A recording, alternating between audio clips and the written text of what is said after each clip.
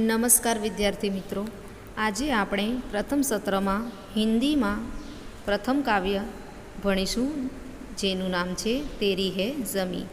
इस प्रार्थना गीत में कवि ने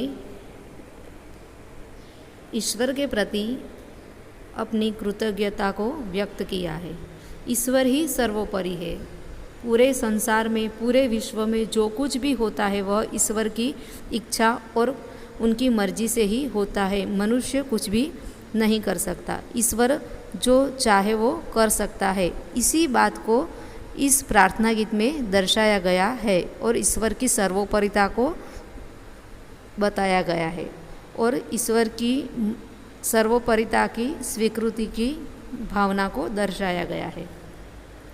तेरी है ज़मी तेरा आसमान, तू बड़ा मेहरबान तू बख्शिश कर। सभी का है तू सभी तेरे, खुदा मेरे तू बख्शिश कर।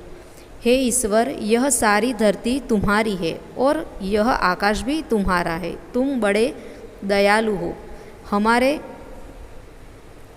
अपराधों के लिए तुम हमें क्षमा करना। खुदा मेरे तू बख्शिश कर। तेरी मर्जी से ए मालिक हम इस दुनिया में आए हैं। तेरी रहमत से हम सब ने ये जिस्म जां पाए हैं। तू अपनी नज़र हम पर रखना, किस हाल में है ये खबर रखना। तेरी है ज़मी।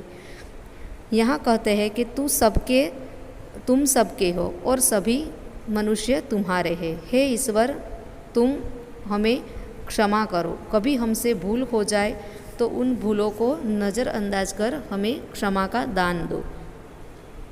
हे दुनिया के मालिक, तुम्हारी इच्छा से यानी कि तुम्हारी मर्जी से ही हम इस दुनिया में हमारा आए हैं और हमारा जन्म तुम्हारी मर्जी से ही हुआ है।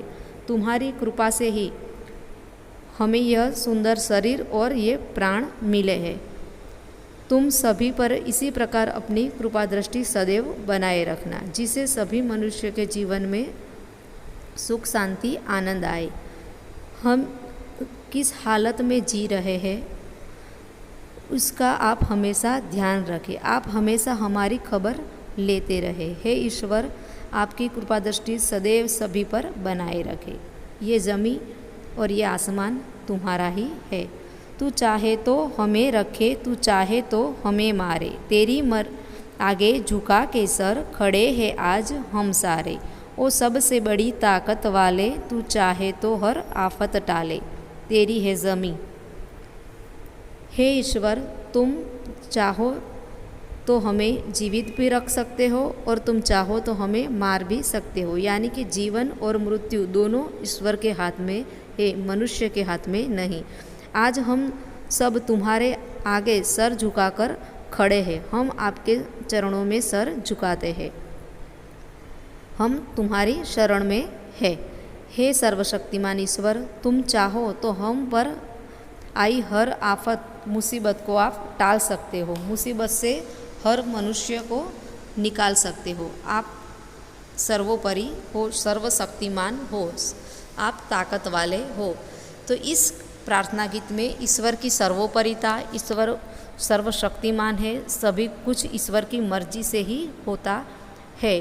मनुष्य मात्र निमित्त है। मनुष्य ईश्वर की मर्जी के बगैर कुछ नहीं कर सकता।